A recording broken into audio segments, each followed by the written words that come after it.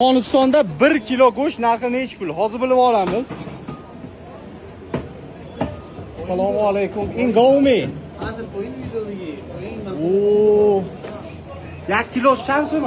Qancha pul? 420. Fabrikada qo'ying hozir. 6 dollar ekan. Buni qaranglar, podvalga kirib videoga ol deyaptilar. Qassoblar.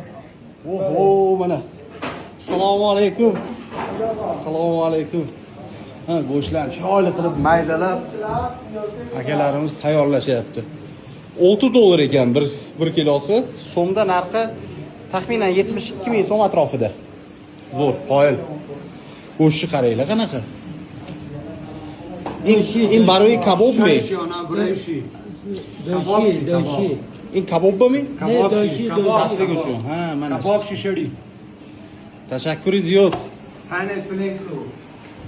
Afg'onistonda go'sht nech pulligini ham bilib oldik.